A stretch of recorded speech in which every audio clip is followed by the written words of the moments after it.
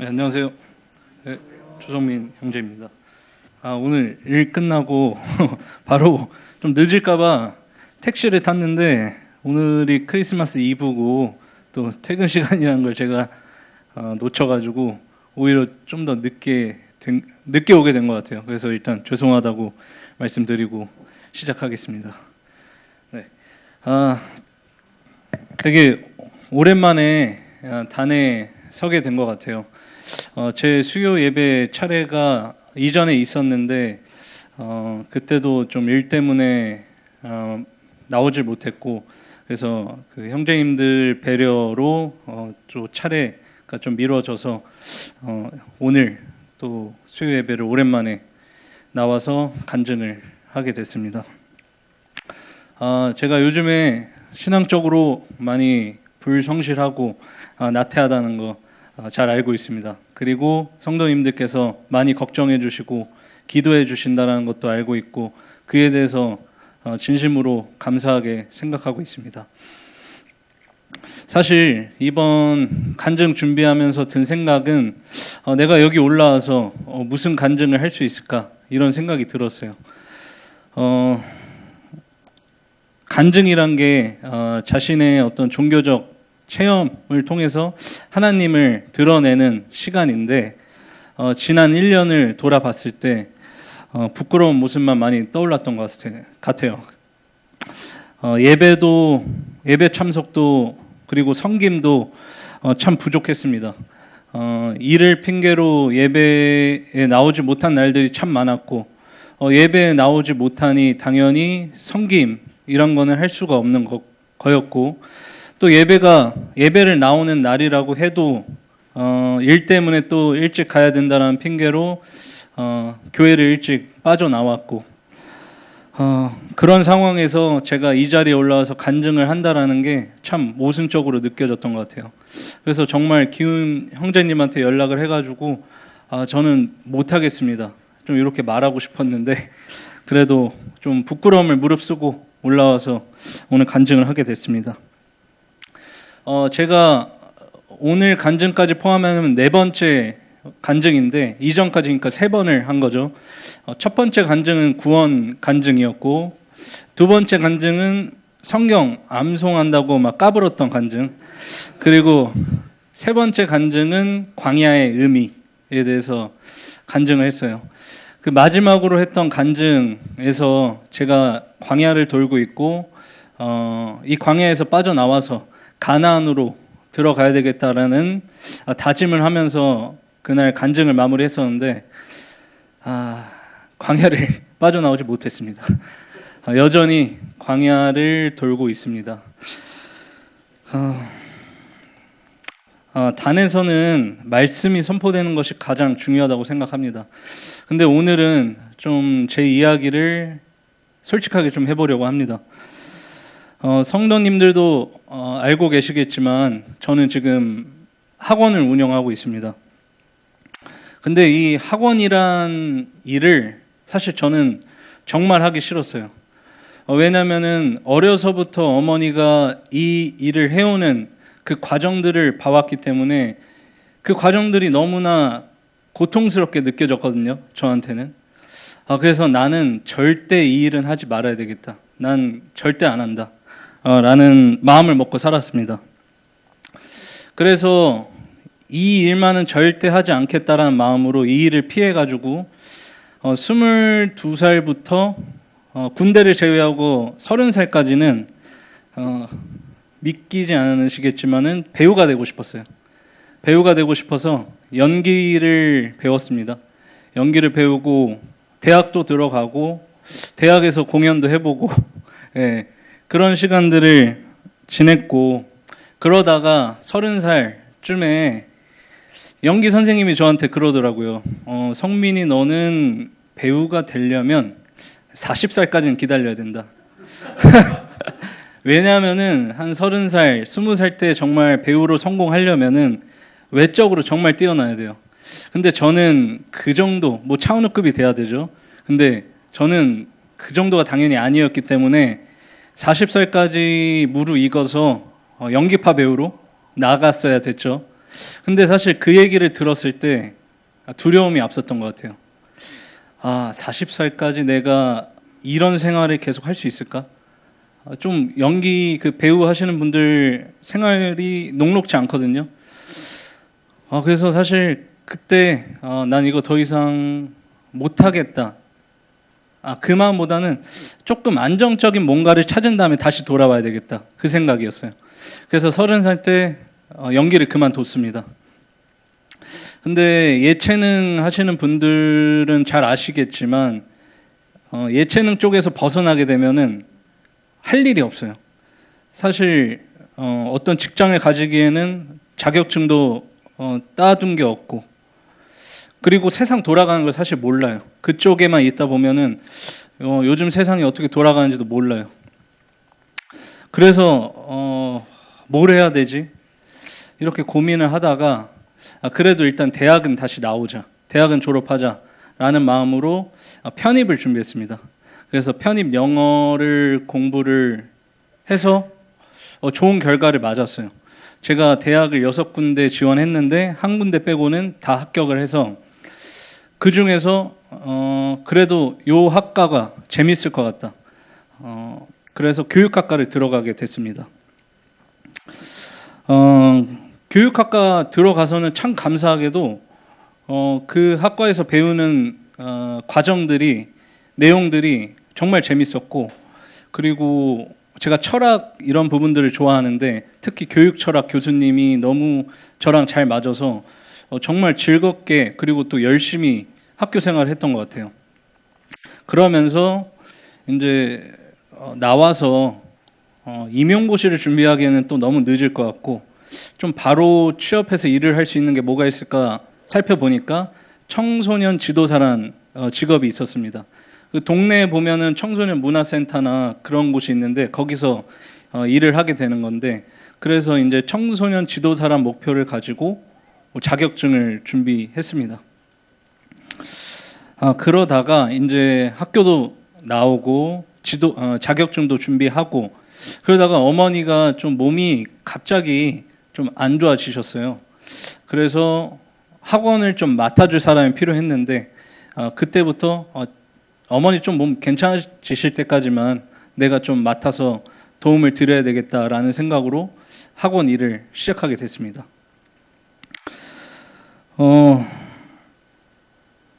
근데 이 학원 일을 시작하면서 제가 살아온 뭐 긴 삶은 아니지만 한 30년, 32년 그 삶을 돌아봤을 때 어느 것도 제 계획대로 된 것이 없더라고요.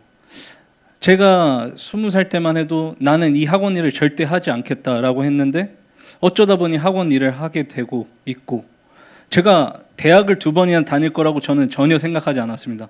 근데 대학을 2번이나 다니고 있고, 연기를 그만둘 거라는 생각도 안 했어요. 근데 연기를 또 그만두게 됐고,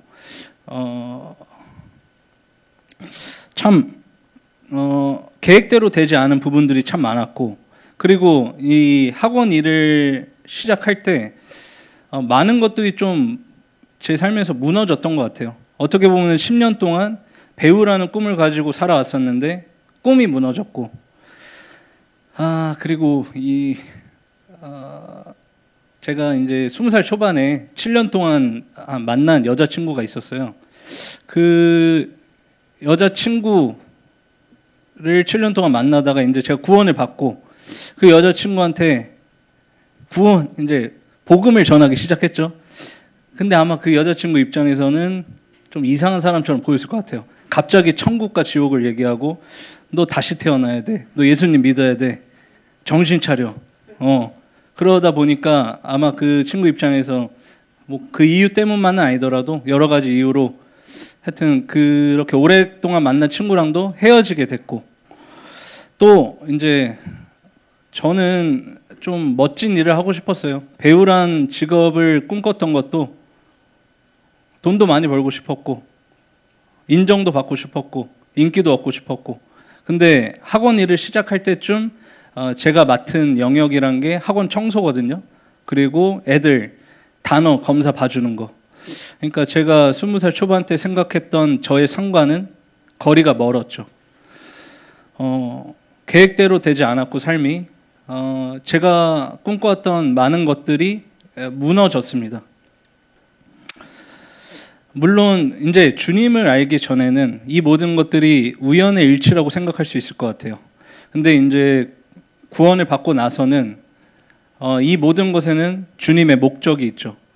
그래서 일을 하면서 계속 생각했던 것 같습니다. 왜 주님이 나를 이 자리에 두셨을까? 왜 내가 가장 싫어하는 일을 지금 하게 두셨을까?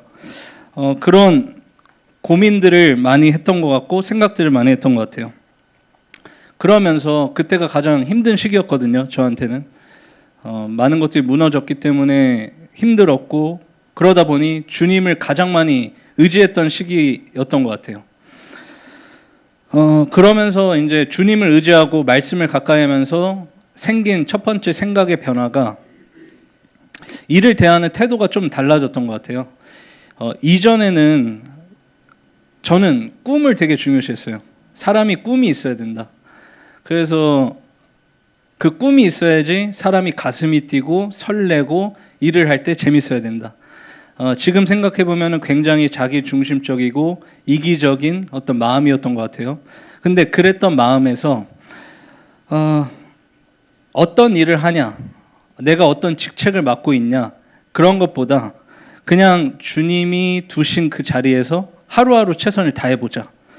그 최선을 다하는 과정에서 주님께 영광을 돌리고 주님을 기쁘게 할 수 있는 그런 하루를 보내보자.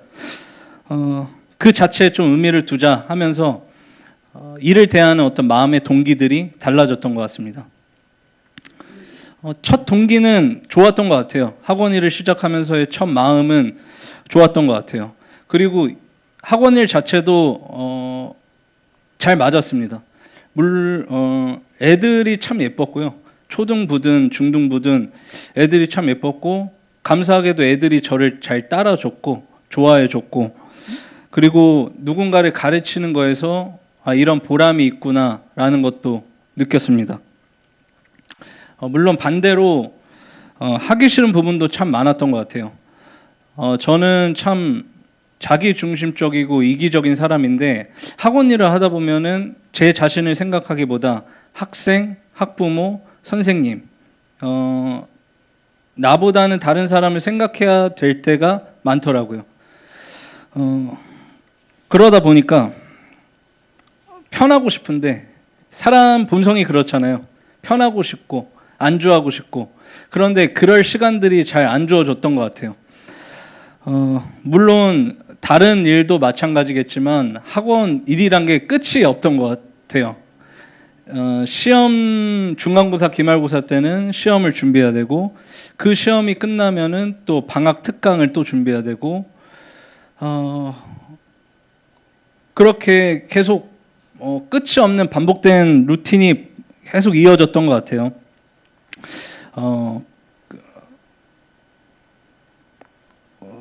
참 제가 끈기도 없고 인내도 없는 사람인데 그렇게 도망치고 싶은 날들이 많았는데 참 주님의 은혜로 겨우겨우 버틴 것 같아요.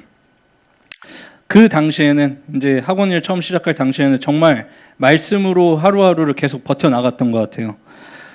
제가 그 말씀 암송한다라고 했을 때도 아침 시간은 제가 집에서 학원까지 걸어가면서 계속 말씀을 암송하는 시간을 가졌는데 하루 중에서 가장 행복했던 시간이 그 시간이었던 것 같습니다.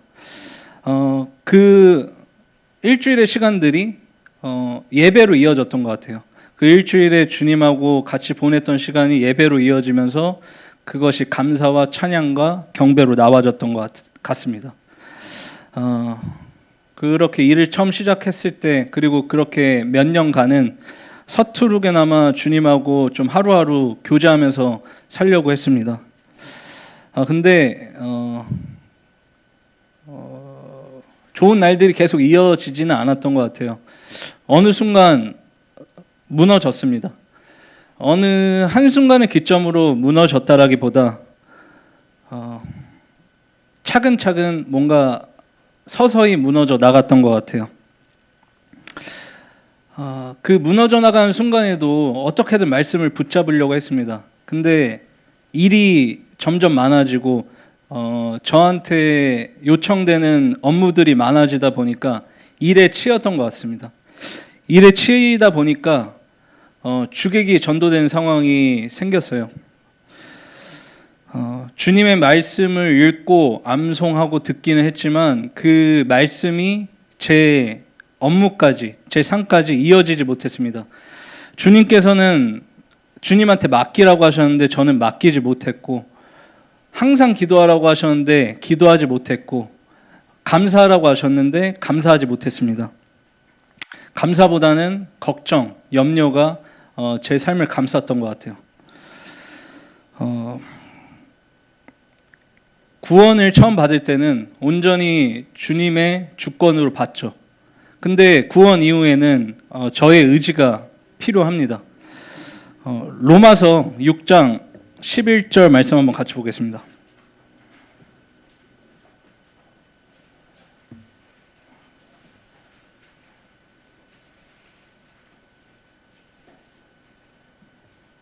제가 읽겠습니다. 이와 같이 너희도 너희 자신을 죄에 대하여는 죽은 자요 그리스도 예수 안에서는 하나님을 대하여는 산 자로 여길지어다. 그러므로 너희는 죄로 너희 죽을 몸에 왕노릇하지 못하게 하여 몸의 사욕을 순종치 말고, 또한 너희 지체를 불의의 병기로 죄에게 드리지 말고 오직 너희 자신을 죽은 자 가운데서 다시 산 자같이 하나님께 드리며 너희 지체를 의의 병기로 하나님께 드리라. 로마서 말씀처럼 저는 주님의 말씀을 정말 믿음으로 여기고, 그리고 그 이후에 그 말씀에 내드려야 하는 과정이 필요했는데 그러지 못했습니다.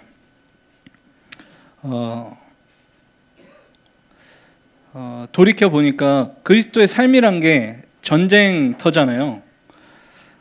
제가 일하는 것 또한 전쟁터고 매일의 삶이 전쟁터입니다. 이 전쟁터에서 정말 중요한 건 제가 뭔가를 한다라기보다 주님께 맡기는 것이 중요했고, 이 전쟁터에서 승리의 여부는 저에게 달린 것이 아니고 주님께 달린 것입니다. 제가 요즘에 다시 성경 통독을 다시 하고 있습니다. 그러면서 이제 구약 말씀을 읽고 있는데 구약에서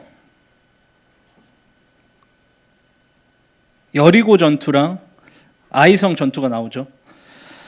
여리고 전투와 아이성 전투에서는 차이가 있습니다. 여호수아서 6장 2절 말씀 한번 같이 보겠습니다.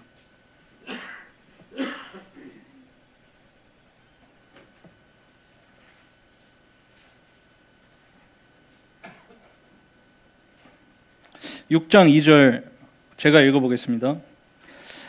여호와께서 여호수아에게 이르시되 보라 내가 여리고와 그 왕과 용사들을 내 손에 붙였으니 3절 너희 모든 군사는 성을 둘러 성 주위를 매일 한 번씩 돌되 엿새 동안 그리하라. 4절 제사장 7은 7 양각 나팔을 잡고 언약궤 앞에서 행할 것이요 제7일에는 성을 7번 돌며 제사장들은 나팔을 불 것이며 5절 제사장들이 양각 나팔을 길게 울려 불어서 그 나팔 소리가 너희에게 들릴 때에는 백성은 다 큰 소리로 외쳐 부를 것이라. 그리하면 그 성벽이 무너져 내리리니 백성은 각기 앞으로 올라갈지니라 하시매. 성도님들도 너무 잘 아는 말씀이실 거예요. 여리고성 전투에서는 이스라엘이 주님의 이 말도 안 되는 요구에 온전히 순종했죠. 그들은 자신의 군사 전략을 의지한 게 아니라 주님의 명령대로 행진했습니다. 그리고 그들이 여리고성을 무너뜨린 게 아니라 하나님께서 그 여리고성을 무너뜨리셨습니다. 근데 반대로 아이성은 어땠죠? 아이성 전투에서는 이스라엘이 주님을 의지하지 않았죠. 여호수아서 7장 1절 말씀 보겠습니다.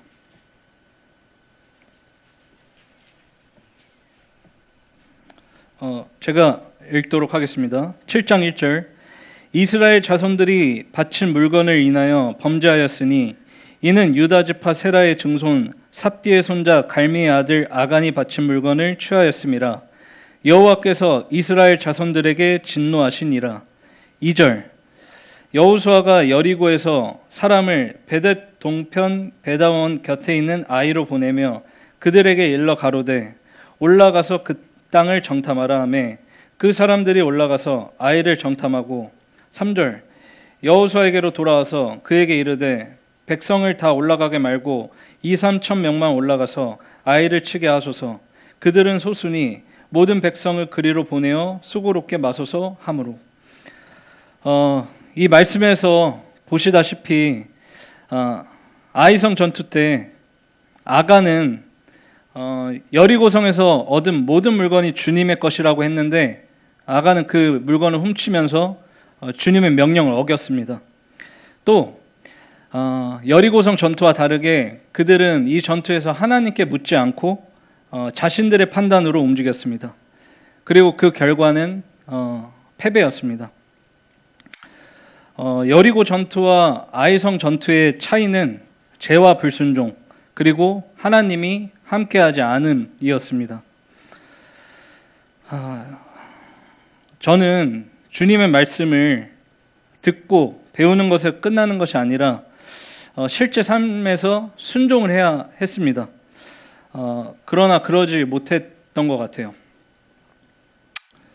예수님 말씀과 같이 말씀이 제 마음밭에 잘 떨어져서 그게 몇백 배로 불어났어야 됐는데 말씀을 받는 제 마음밭이 길가밭이었고 돌밭이었고 가시밭이었습니다.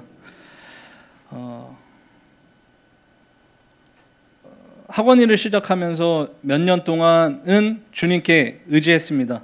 근데 그 몇 년이 지나고 그 일들에 익숙해지면서 저는 하나님께 의지하기보다는 제 힘과 지혜로 일들을 해결하려고 했던 것 같아요.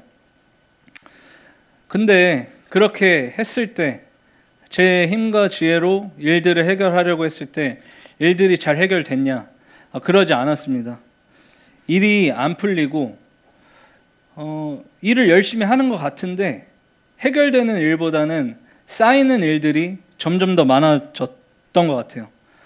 그리고 제 마음처럼 일들이 안 풀리니까 사실 좀 무기력해지고 우울해지는 순간들이 찾아왔습니다.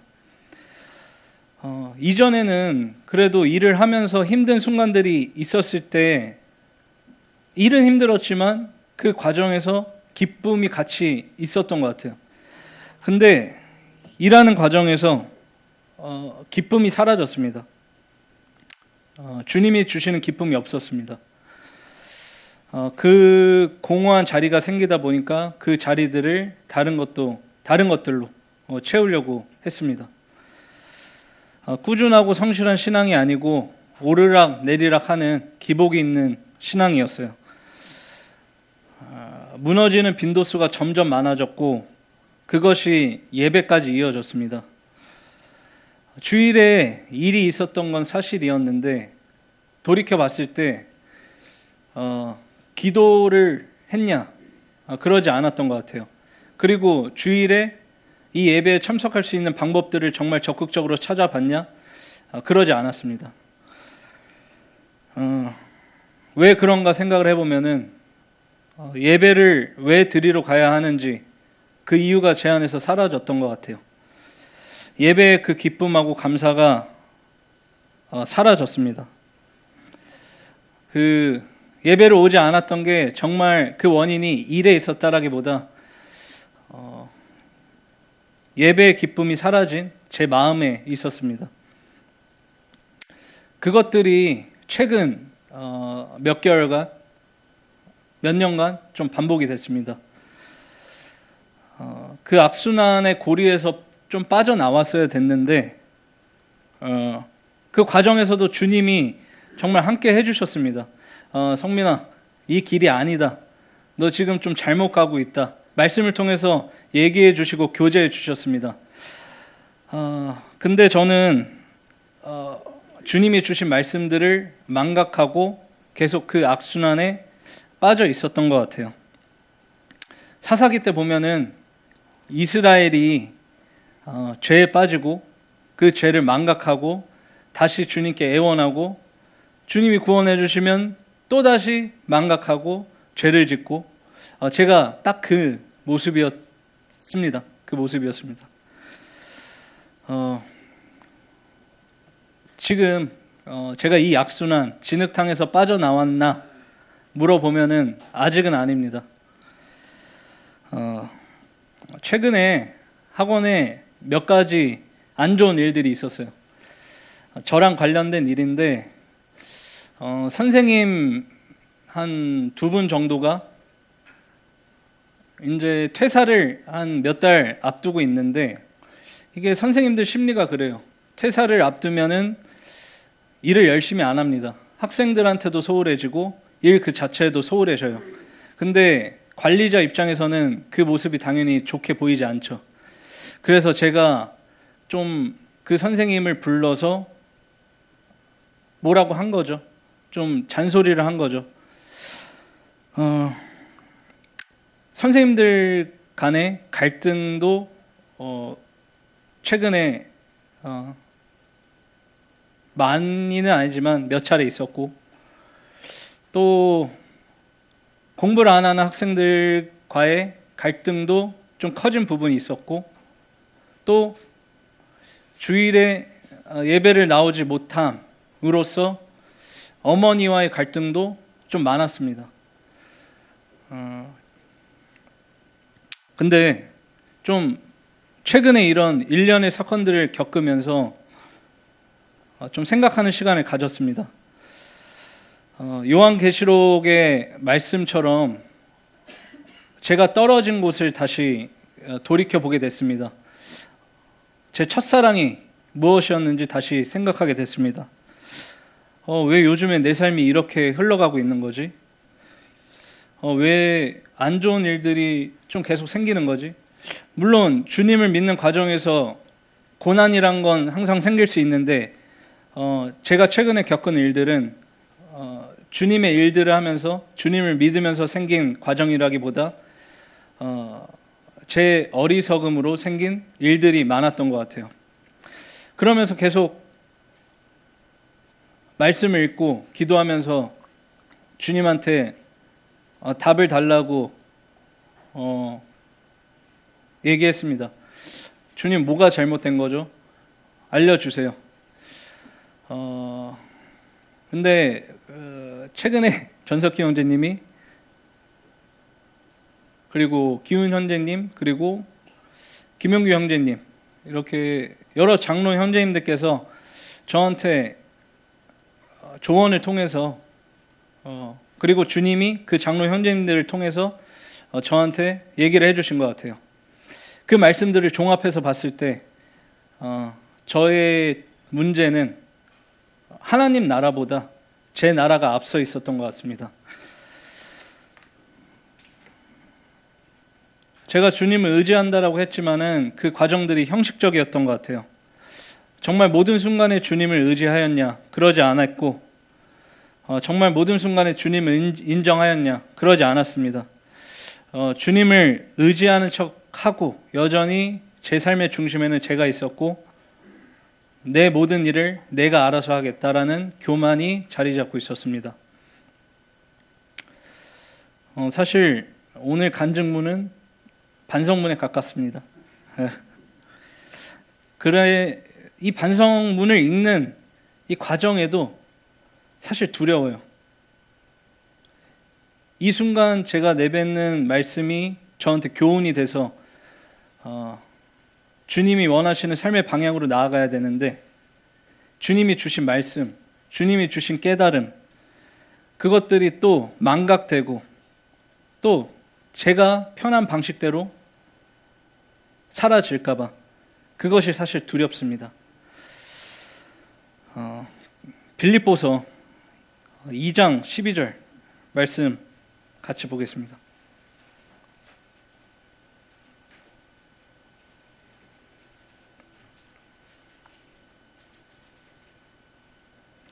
제가 읽겠습니다. 빌립보서 2장 12절. 그러므로 나의 사랑하는 자들아, 너희가 나 있을 때뿐 아니라 더욱 지금 나 없을 때에도 항상 복종하여 두렵고 떨림으로 너희 구원을 이루라. 마귀는 울부짖는 사자같이 삼킬 자를 찾고 있습니다. 마귀는 실제로 존재하고 실제로 살아서 움직이고 있죠. 그 과정에서 정말 두려움과 떨림으로 주님께서 주신 이 구원을 제 삶에서 이뤄야 합니다. 근데 이 구원을 이루는 과정에서 정말 중요한 것은 제 힘이 아니라 에베소서 6장 말씀처럼 주님의 능력에 의지하는 게 중요하고, 제가 싸우는 것이 살과 피가 아니라 저 위 처소에 있는 영적 사악함이란 걸 아는 것이 참 중요한 것 같습니다. 그리고 저의 무기는 저한테 있는 것이 아니라 주님이 주신 구원의 투구, 그리고 복음을 전하는 그 화평의 기쁨, 신발, 그 무기들을 제 온 전신에 두르고 전신 갑주를 입고 싸워 나가는 것이 너무나 중요하다고 생각합니다. 시편 23편에는 그 사망의 골짜기, 음침한 골짜기라는 말씀이 나오죠. 저는 다윗은 그 골짜기를 사실은 정말 주님을 의지하면서 지나갔지만 저는 그러지 못하고 있는데, 제가 지금 있는 이 사막의 골짜기를 주님의 말씀을 의지해서 지나가 보려고 합니다. 그리고 또 제가 지나온 과정에서 어리석은 순간들도 많았고, 참 성도님들이 보시기에, 주님이 보시기에 참 신실하지 못한 순간들이 많았는데, 주님께서는 이 모든 것을 합력하셔서 선을 이루실 분임을 저는 알고 있습니다. 그래서 그 주님을 믿고 신뢰하고 나아가 보려고 합니다. 주님께서 이집트에 놓였던 이스라엘을 구원하셨죠. 이스라엘은 이집트에서 노예였습니다. 일의 노예였습니다. 사단이 하는 짓이 그런 것 같아요. 주님의 일보다, 주님을 생각하는 시간보다 다른 것에 제 정신을 쏟게 하고 생각을 빼앗게 하는 것 같아요. 주님께서 이스라엘을 구원하신 목적이, 물론 일을 하는 게 중요하죠. 하지만 이스라엘을 정말 구원하신 목적, 이집트에서 빼내온 목적은 선교의 목적과 예배의 목적이라고 생각합니다. 저는 오늘 이 시간 부로 예배의 그 목적부터 회복을 해보려고 합니다. 그 시작으로 좀 어머니랑 단판 지었습니다. 주일에 일 안 하기로 했습니다. 네. 주일에는 일 빼고 예배 그 목적에만 충실하기로 했습니다. 제가 아까 두렵다고 했죠. 또 빠질 것 같아요. 근데 그럴 때마다 지금처럼 기도해 주시고 혼내주세요. 그러면 다시 정신 차리고 나아가 보겠습니다. 그리고 저도 정신 못 차리는 성도님들 계시면 한마디 하겠습니다. 네. 농담이고요. 정말 제가 오늘 이 말씀을 내뱉은 시점을 기점으로 또 수많은 방해가 있을 것 같아요. 사단의 방해, 그리고 세상의 방해, 육신의 방해, 안목의 정욕, 육신의 정욕, 인생의 자랑, 이 세 가지 방해들이 있을 것 같아요. 근데 저는 말씀으로 지켜낼 겁니다. 그리고 기도로 이겨낼 겁니다. 그리고 성령님들의 기도로 회복해 나갈 것입니다. 오늘 좀 간증문 같지 않은 간증을 하게 됐는데 들어주셔서 감사합니다. 제가 좀 제 노래 실력이 들킬 것 같아서 찬송을 안 하려고 하는데, 최근에 계속해서 좀 듣고 있는 찬송을 짧게나마 해보려고 합니다. 네, 한번 해보겠습니다.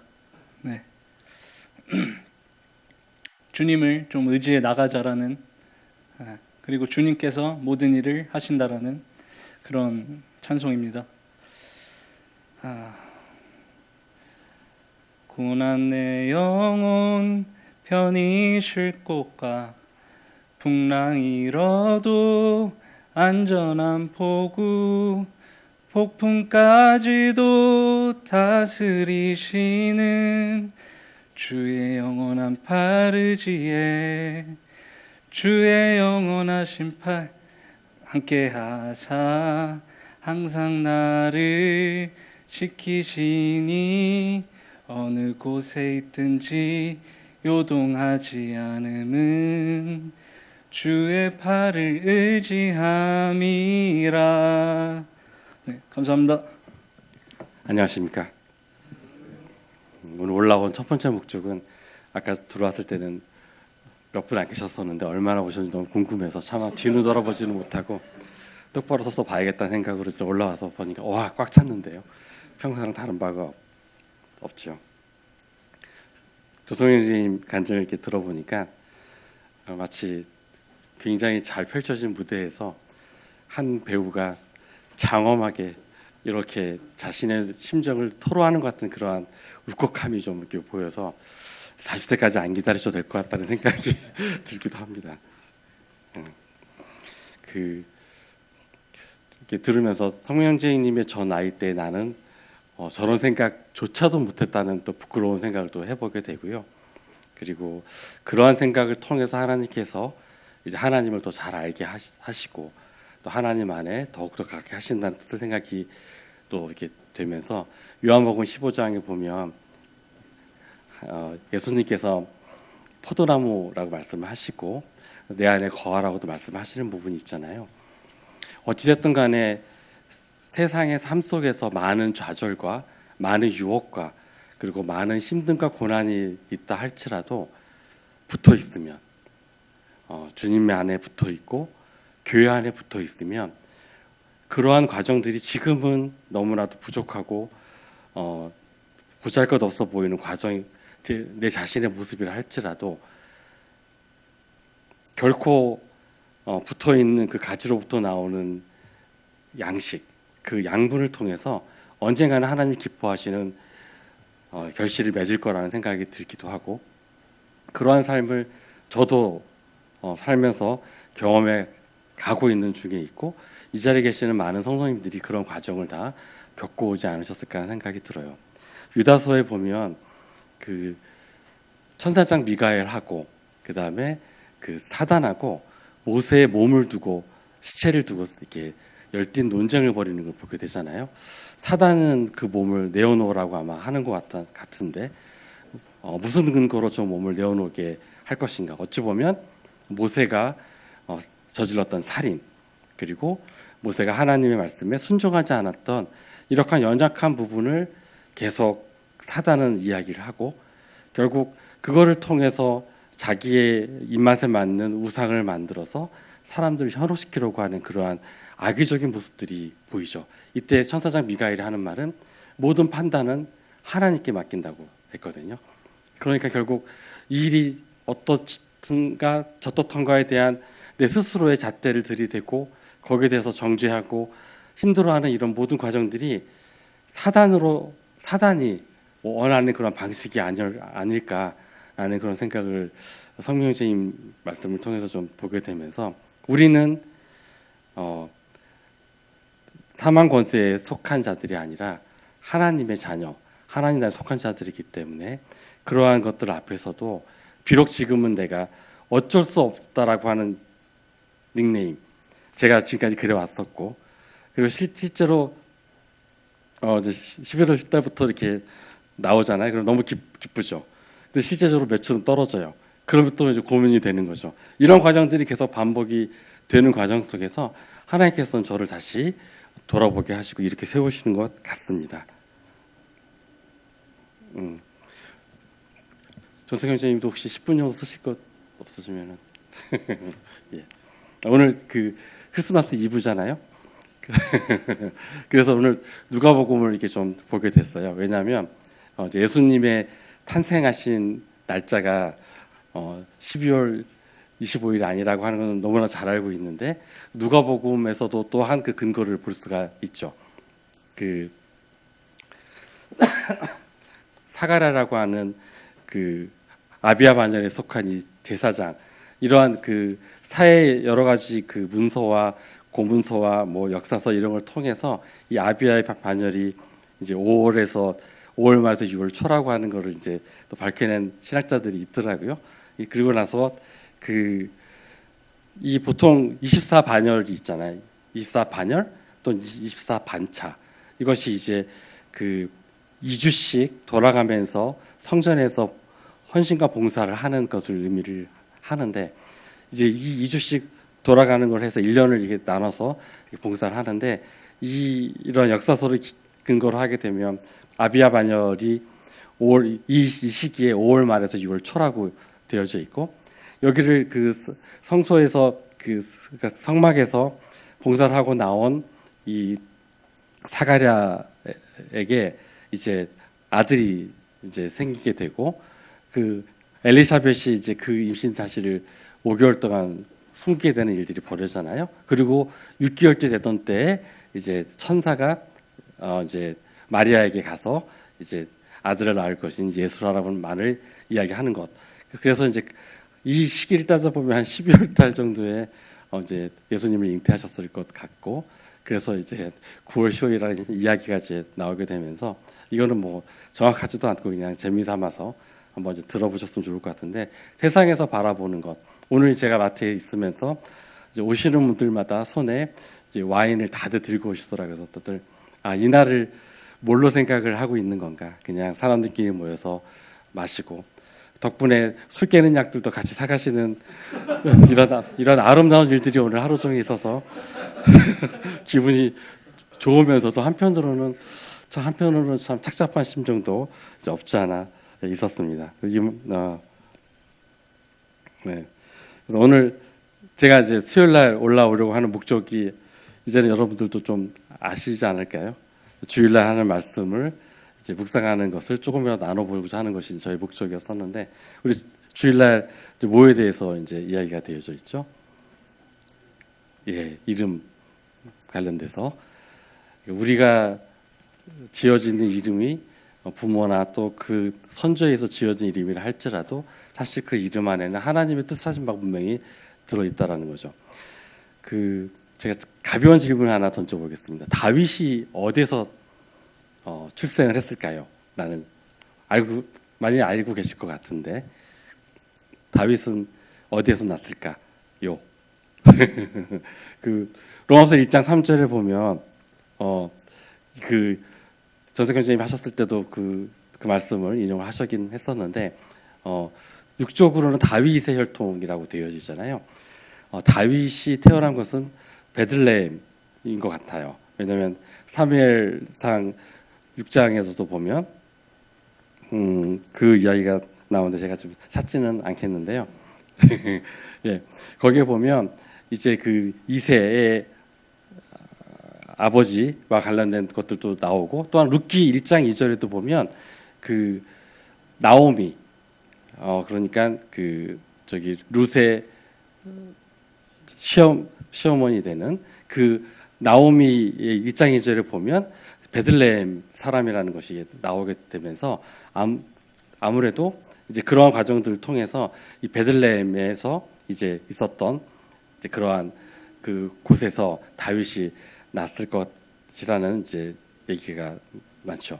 이 베들레헴, 우리가 하나님의 이름에 대해서 우리 단에서 많이 들었고, 그 다음에 예수님의 그 뜻도 우리가 들었듯이 성경에 나오는 지명도 역시 마찬가지로 하나님께서 숨겨두신 여러 가지 뜻들이 있잖아요. 우리가 잘 알고 있는 베들레헴은 많이 알고 있는 게 뭐죠? 그쵸? The House of Bread죠. 그 빵집, 우리 입장에서는 이제 떡집 있잖아요. 이 베들레헴이 예루살렘으로부터 한 5, 6마일 떨어져 있는 곳에 있는 작은 마을이래요. 300명 정도가 거하고 있는 작은 마을. 이게 그래서 이제 이거를 생각을 해보면 그 헤롯이 그 동방 박사들이 추정한 때로부터 이제 계산해가지고 2살 미만에 있는 아이들을 죽였다고 했을 때 저는 이제 이거를 어떻게 생각했냐면 어떻게 저렇게 많은 아이들을 죽였을까? 그러면 밀란은 안 일어나고 이것이 역사서에 기록이 안 되고 막 이런 생각을 했었는데 베들레헴이라고 하는 것이 한 300명 정도의 작은 마을이었으면 그 안에 2살 미만에 있는 아이들이 몇 명 정도나 됐을까? 그렇게 많지는 않았을 것 같다는 생각이 들어요. 결국 이것이 이제 막 기록이 될 정도로 어마어마한 대량 학살은 아닐 것 같다는 것을 주장하는 신학자들의 이야기들도 있어요. 여튼 베들레헴의 두 번째 뜻은 우리가 잘 알고 있는 떡집, 떡의 떡집이 이상하지만 하여튼간 떡의 집이라고 하는 의미도 있지만 이 베들레헴에서 했던 것은 예루살렘 성전에서 드려지는 성물, 곧 양을 흠없고 점없는 양을 거기서 키웠다라고 하는 그런 이야기들을 또 보게 돼요. 그러니까 이게 그냥 저는 우리 예수님께서 그 몸을 찢었기 때문에 그 몸의 상징을 의미하는 떡이라고 생각이 들었었는데 그곳에서 했던 일이 성물로 드려졌던 양을 키웠던 곳이라고 하면 그 양을 통해서 피를 의미하는 것이죠. 결국 이 베들레헴에서 다윗도 태어나고 예수님도 태어났던 이 의미가 길게 보면 이 안에 숨겨져 있는 하나님의 크신 뜻도 함께 들어있다는 생각을 또 해보게 돼요. 시간이 없는 관계로 또 짧게 질문을 또 하나 드려보겠습니다. 구약에 있는 인물들 중에 하나님을 산에서 만난 인물들이 딱 2사람이 있다고 하죠. 한 사람은 잘 알고 있는 출애굽기에서 많이 나와 있던 모세가 있고 또 하나는 열왕기상에서 나와 있는 엘리야도 산에서 하나님을 만나게 되죠. 우리가 모세하면 뭐라고 대표를 하죠? 율법. 엘리야는 선지자를 대표한다고 하고 마태복음 17장이 맞죠? 그 변화산 마태복음 17장에서 이제 베드로하고 야고보하고 그 요한 이렇게 세 제자를 데리고 올라가셨을 때 그 변화되신 예수님이 만나서 이야기했던 사람이 이제 모세하고 엘리야였던 거예요. 그래서 이제 어떤 사람 웃으면 안 되는데 어떤 분은 이 시간과 공간을 초월하시는 하나님이시기 때문에 변화산에서 예수님과 이야기하고 있는 엘리야가 모세의 모습이 구약 시대에 하나님을 만났던 모습과 연결되지 않느냐라고 이야기를 하는 사람들도 있더라고요. 이거 그냥 흘러가는 이야기이긴 하지만 제가 왜 이 말씀을 드리냐면 성경에 나와 있는 뜻과 이러한 것들이 굉장히 보면 볼수록 제가 그냥 단순하게 그냥 듣고 넘어갔던 이런 것들이 하나님께서 너무나도 세밀하고 정교하게 이것을 이렇게 우리에게 스스로 그러니까 우리에게 알려주시기 위해서 많은 것들을 감춰 두셨구나. 그리고 그거를 우리가 계속 성경을 보면 볼수록 드러내시는구나라는 생각을 좀 해보게 돼요. 그래서 이제 그 요한복음에 보면 죄송합니다. 마태복음 27장에 보면 이제 그 빌라도가 그 명절 때 한 사람을 내주는 그런 전통에 따라서 그 당시에 제일 유명했던 바라바하고 예수님 중에서 누구를 도와주기 원하냐고 이제 질문하게 되잖아요. 이 바라바의 이름의 의미를 우리 다른에서 한번 들었던 적이 있었는데 기억하시나요? 바라바. 아바예요.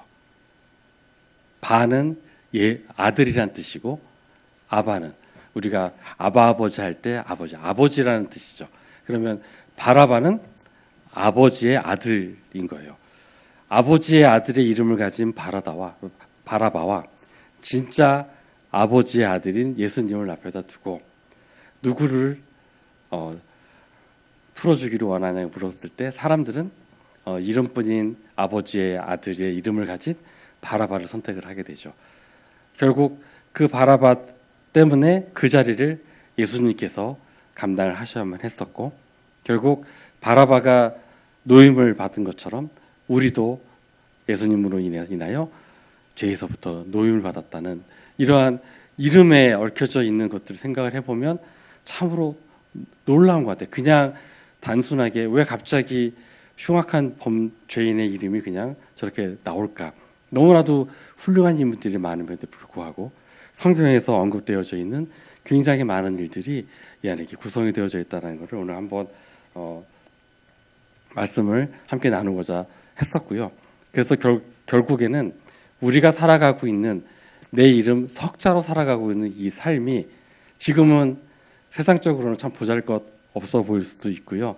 그냥 늘 좌절하는 것 같기도 하고 참 부끄러울 수도 있는 그런 제 자신의 모습일 수도 있지만 이러한 모습 속에 우리가 하나님 안에 붙어 있으면 마치 마르다와 마리아 중에서 마리아가 예수님의 발끝에 앉아서 예수님을 바라보는 그 심경으로 우리가 예수님께 붙어 있게 된다고 한다면 우리를 위해서 정말 놀라운 일을 행하실 거라는 생각이 들게 돼요.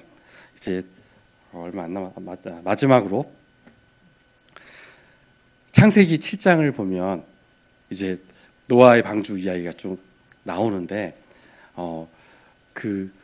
이제 하나님께서 홍수를 내리는 그 시점에서 하나님께서 명령을 해서 동물의 암수들이 노아의 방주로 다 들어가죠.